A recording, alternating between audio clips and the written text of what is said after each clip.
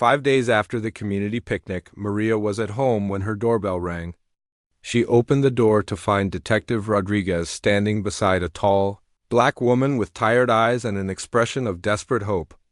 The woman appeared to be in her 30s, well-dressed but clearly exhausted, as if she hadn't slept properly in days. "Maria, this is Angela Thompson," Detective Rodriguez said. "She has some information that changes everything we thought we knew about Tommy's case." Maria invited them inside, her heart racing with anticipation and worry. Angela sat on the edge of the couch, her hands clasped tightly in her lap as she struggled to find words. "Tommy is my son," Angela said finally, her voice breaking slightly. "His real name is Thomas Michael Thompson, and he was taken from me 6 months ago." The room fell silent as the weight of this revelation sank in. Maria stared at Angela, trying to process what she was hearing. "I don't understand," Maria said slowly. "The woman who claimed him said she worked for a group home." Angela's eyes filled with tears, but her voice grew stronger as she began to tell her story. 6 months ago, I was going through a difficult divorce. My ex-husband had been fighting me for custody, making false accusations about my ability to care for Tommy. He claimed I was unstable, that I couldn't provide a proper home. Detective Rodriguez nodded encouragingly, having already heard parts of this story during his interview with Angela earlier that day. "The court ordered a temporary placement while they investigated the accusations," Angela continued. "Tommy was supposed to stay with a certified foster family for just a few weeks, while social services evaluated our home situation. But when I went to pick him up for our scheduled visit, he was gone." Maria felt her stomach drop. "Gone?" "The foster family claimed that social services had moved him to a different placement without notifying them. When I contacted my caseworker, she said there was no record of any such transfer. That's when we realized he had been taken." Angela explained that she had been working with law enforcement and private investigators for months, following every possible lead. The case had been complicated by the fact that Tommy's disappearance occurred during an official custody transition, which created confusion about jurisdiction and proper procedures. "I hired a private investigator who specializes in missing children cases," Angela said.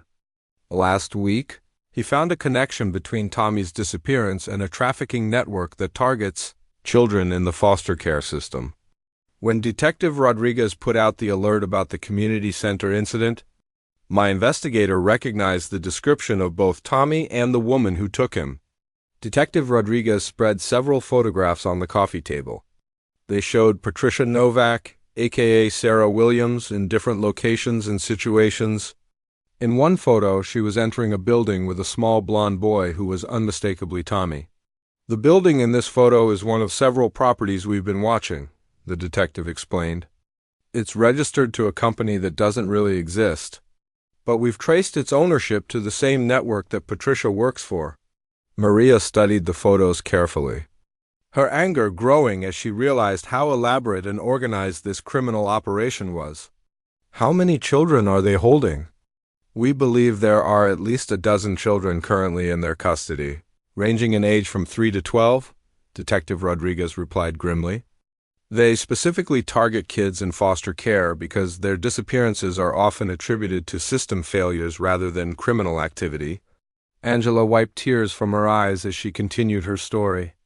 "The hardest part was not knowing if Tommy was alive, if he was being hurt, if he even remembered me.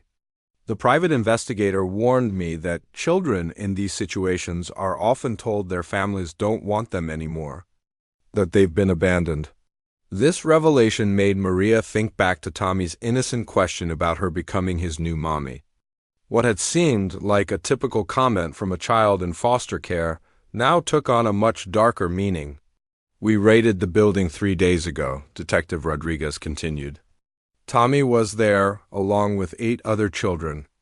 Patricia Novak and 2 accomplices were arrested, but the operation extends far beyond just them." "Tommy is safe?" Maria asked, hardly daring to believe it. Angela nodded, fresh tears flowing. "He's safe. He's been staying with my sister while we work through the legal process of getting him officially back home. The authorities had to verify my identity and relationship to him, make sure the custody situation was properly resolved." How is he doing? Maria asked softly. Better than we expected, considering what he's been through, Angela replied. The child psychologist says kids are remarkably resilient, but he definitely shows signs of trauma. He's been hesitant to trust adults, and he asks a lot of questions about whether people are going to leave him again. Detective Rodriguez leaned forward. Angela specifically wanted to meet you because of what Tommy told us about the day at the community center. He talked about the nice lady who helped him and said she would make a good mommy. According to him, you were the first person in months who treated him with genuine kindness without expecting anything in return. Maria felt overwhelmed by emotion. I just did what anyone would do. He was a scared little boy who needed help. Actually, you did much more than that, Angela said, reaching across to take Maria's hand. Your willingness to trust your instincts and report your concerns is what led to Tommy being found. If you hadn't contacted the police, he might still be missing or worse. The detective nodded in agreement. The investigation that started with your report has already led to arrests in 3 states and the rescue of 15 children total. This trafficking ring had been operating for over 2 years, and your actions brought it down. Angela pulled out her phone and showed Maria recent photos of Tommy at home, playing in a backyard, laughing with a woman who was clearly his aunt. The boy in these pictures looked healthier and happier than the frightened child Maria had met at the community center. He asks about you sometimes, Angela said with a smile. He calls you the nice lady from the park and wants to know if he'll see you again. I was hoping I could arrange for him to thank you properly, if you're comfortable with that. Maria felt her heart swell with joy and relief. I would love to see him again, but only if you think it would be good for him. His therapist actually thinks it would be helpful, Angela replied. She said that reconnecting with positive figures from his ordeal could help him process the experience in a healthier way. Detective Rodriguez gathered up the photographs and prepared to leave. This case is still ongoing. We're working with federal authorities to track down the rest of the network and ensure that all the rescued children are safely returned to their families or proper care. After he left, Maria and Angela continued talking for another hour. Angela shared more details about Tommy's personality, his interests, and his recovery process. She also expressed her profound gratitude not just for Maria's actions, but for the kindness she had shown Tommy during what was probably one of the darkest periods of his young life. You gave him something to hold on to, Angela said as she prepared to leave. When the investigators interviewed him, he talked about feeling scared and alone, but then meeting someone who was nice to him just because. That memory helped sustain him through some very difficult weeks. They arranged to meet the following weekend at a local park where Tommy could see Maria again in a safe, open environment. Angela wanted to ensure that the reunion would be positive for everyone involved. As Maria watched Angela drive away, she reflected on how a simple act of helping a lost child had uncovered a major criminal operation and ultimately led to the rescue of many vulnerable children. She thought about Tommy's innocent question about her being his mommy and realized that, in a way, every adult in a community has some responsibility for protecting the children around them. The following weekend, when Tommy ran up to her at the park and gave her an enormous hug, calling her his special friend, Maria understood that sometimes the most important moments in life come disguised as ordinary encounters. Her decision to help one frightened little boy had changed the lives of many children and families, proving that paying attention to our instincts and caring enough to act can make all the difference in the world. Tommy was finally back where he belonged. And Maria had gained not just the satisfaction of doing the right thing, but also a lasting friendship with a remarkable little boy and his grateful mother. The nightmare was over, but the bonds formed through this experience would last a lifetime. The community center buzzed with excitement as families gathered for the annual neighborhood picnic. Children ran around the playground while parents chatted over plates of barbecue and homemade desserts. Among the crowd, Maria Santos stood near the dessert table, her warm smile welcoming anyone who approached. She had been volunteering at these events for years. Known throughout the neighborhood for her kindness and generous spirit, Maria noticed a small boy, about 4 years old, standing alone near the fence. His blond hair was slightly messy, and his blue eyes darted around nervously as he searched the crowd. The child appeared lost and frightened, clutching a small toy truck in his tiny hands. Without hesitation, Maria approached him with gentle concern. "Hey there, sweetheart," she said softly, kneeling down to his eye level. "Are you looking for someone?" The boy looked up at her with relief flooding his face. "I can't find my family," he whispered. His voice barely audible above the surrounding chatter. Maria's maternal instincts kicked in immediately. She had raised 3 children of her own and had always been drawn to helping kids in need. "Don't worry, honey. We'll find them together. What's your name?" "Tommy," the boy replied, his grip on the toy truck loosening slightly as he began to trust this kind stranger. Maria extended her hand, and Tommy took it without hesitation. They began walking through the crowd, Maria asking other families if they recognized the child. Each person they approached shook their heads, expressing concern but offering no helpful information.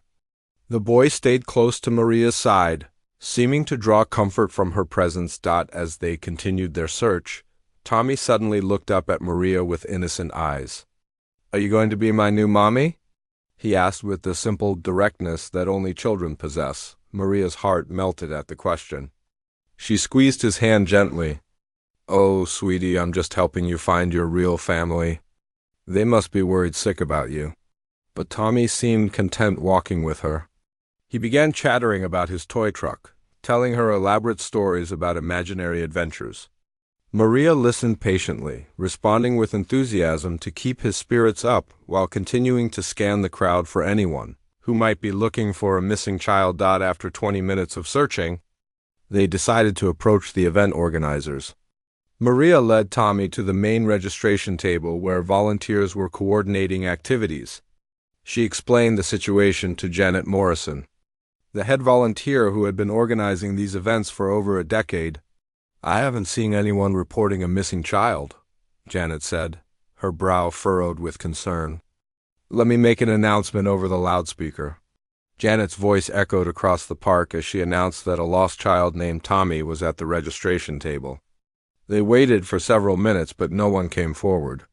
The announcement was repeated twice more, each time met with the same silence. Tommy seemed unbothered by the lack of response.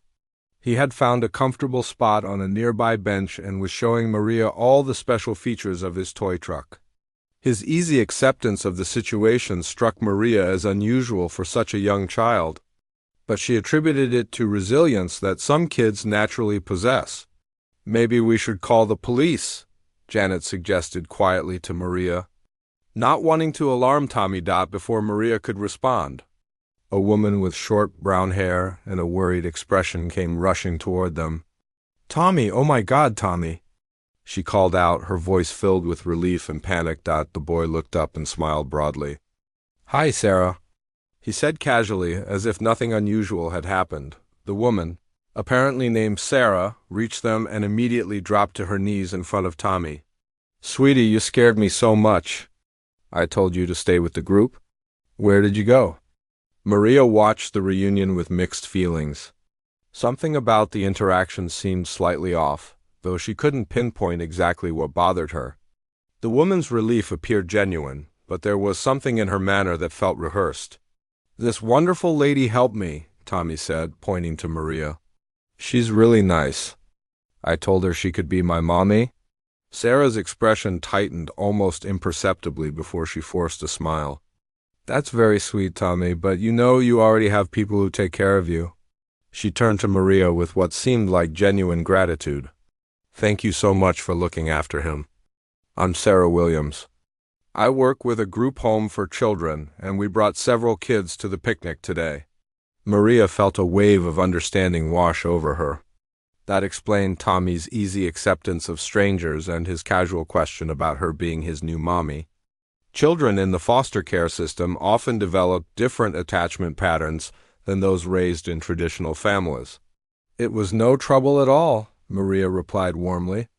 "He's a delightful little boy. Very well behaved and sweet." Sarah nodded, though her smile seemed strained. "Yes, he's special.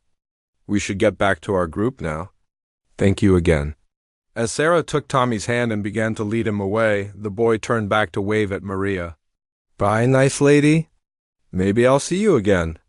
Maria waved back, watching as they disappeared into the crowd. Janet, who had witnessed the entire exchange, shook her head with relief. "Thank goodness that worked out. You never know these days." But as Maria returned to helping with the event, she couldn't shake a nagging feeling that something wasn't quite right about the encounter. Sarah's explanation made sense, yet there were small details that bothered her. The woman had seemed more nervous than relieved, and there was something about the way she had avoided making direct eye contact that felt unusual. Throughout the rest of the afternoon, Maria found herself scanning the crowd. Looking for Tommy and Sarah, she told herself she was just being overly cautious, but the feeling persisted. When other volunteers mentioned how nice it was that the situation had resolved so quickly, Maria found herself nodding along while privately harboring doubts. She couldn't fully articulate as the event wound down and families began packing up their belongings. Maria helped clean up the registration area. She was folding chairs when she overheard a conversation between two mothers standing nearby. "Did you hear about that missing child earlier?" one woman said to the other. "Yes, I heard the announcement." "Did they find the family?" "Apparently so, but it was strange. My friend Lisa knows most of the group homes in the area through her work with social services, and she said she didn't recognize the woman who claimed the boy." Maria's hand stopped moving as she listened more intently. "Maybe it was a newer facility," the second woman suggested. "Maybe. But Lisa said something seemed off about the whole thing." The woman was asking questions about the child as if she didn't know him very well. The conversation continued, but Maria had heard enough to confirm her earlier suspicions. The uneasy feeling in her stomach grew stronger as she realized that Tommy might not have been reunited with his legitimate caregiver after all. The thought that she might have unknowingly handed a vulnerable child over to a stranger filled her with dread and determination to find out the truth. Maria couldn't sleep that night. Every time she closed her eyes, she saw Tommy's innocent face and heard his casual question about her becoming his new mommy. The conversation she had overheard at the picnic replayed in her mind, each detail becoming more troubling with every repetition. By morning, she had made a decision. She would contact Lisa, the woman who supposedly knew about local group homes through her social services work. Maria had met Lisa briefly at previous community events and knew she lived just a few streets away. After her morning coffee, Maria walked to Lisa's house and knocked on the door. A woman in her 50s with graying hair and kind eyes answered, recognizing Maria immediately. "Maria!" "How nice to see you." "Come in, please." Over tea in Lisa's kitchen, Maria explained what had happened at the picnic. She described Tommy, Sarah Williams, and the entire encounter in detail. Lisa listened carefully, her expression growing more serious with each passing minute. "I've been working with children's services for 15 years, Lisa said finally. "I know every group home, foster family coordinator, and social worker in this county. There is no Sarah Williams working with any official children's facility that I'm aware of." The confirmation of Maria's fears hit her like a physical blow. "What should we do? Should we call the police?" "Absolutely," Lisa replied without hesitation. "Even if this turns out to be a misunderstanding, it's better to be safe. A child's welfare might be at stake." They drove to the local police station together, where Detective Rodriguez listened to their story with growing attention. He was a veteran officer who had worked many missing children cases and understood the urgency of the situation. "Can you describe this woman in more detail?" he asked Maria. Taking careful notes, Maria provided every detail she could remember about Sarah Williams: her height, hair color, approximate age, clothing, and mannerisms. She also described Tommy thoroughly, including his toy truck and the specific things he had said during their time together. "We'll need to check missing children reports and reach out to legitimate group homes to see if anyone is missing. A child matching Tommy's description," Detective Rodriguez explained. "In the meantime, I want you both to think carefully about anything else you might have observed." Over the next 2 days, Detective Rodriguez worked diligently on the case. He contacted every authorized childcare facility within a 50-mile radius. None reported having a child named Tommy in their care, and none employed anyone named Sarah Williams. More disturbing still, no missing child reports matched Tommy's description. The detective also reviewed security footage from nearby businesses around the community center, hoping to capture images of Sarah Williams and Tommy leaving together. The footage was grainy and partially obstructed, but it did show a woman matching Sarah's description walking quickly toward the parking area with a small boy. Meanwhile, Maria found herself unable to focus on her normal routine. She kept thinking about Tommy's easy acceptance of strangers and his matter-of-fact question about her being his new mommy. The more she thought about it, the more convinced she became that this child had been conditioned to accept new caregivers without question, which suggested a deeply troubling situation. Lisa used her professional connections to investigate further. She contacted colleagues in neighboring counties and even reached out to federal authorities who handle child trafficking cases. The response was both reassuring and alarming. Reassuring because it showed how seriously the authorities took such situations, but alarming because it confirmed that child abduction often involved exactly the kind of scenario they had witnessed. On the third day after the picnic, Detective Rodriguez called Maria with an update that made her blood run cold. "We've identified the woman," he said grimly. "Sarah Williams is not her real name, but we've matched her description and behavior pattern to someone we've been watching for several months. Her real name is Patricia Novak, and she's suspected of being involved in a child trafficking ring that operates across multiple states." Maria felt dizzy as the full implications hit her. "So Tommy was kidnapped?" "We believe so, yes. The good news is that your quick thinking and willingness to come forward has given us our first solid lead on this operation. The bad news is that we still need to find Tommy and whoever else might be involved." The detective explained that Patricia Novak typically worked with accomplices who would scout locations like community events, parks, and shopping centers for vulnerable children. They would either take advantage of temporarily unsupervised kids or specifically target children who appeared to be in foster care or otherwise lacking strong family connections. The way Tommy responded to you suggests he may have been conditioned through repeated separations from caregivers, the detective continued. Children in these situations often develop what appears to be adaptability, but is actually a trauma response. Maria felt sick thinking about what Tommy might have endured. "What can we do to help find him?" "We're coordinating with federal authorities now.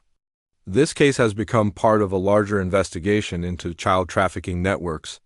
Your description of Patricia Novak and her methods has been crucial in connecting this incident to other suspicious activities we've been tracking."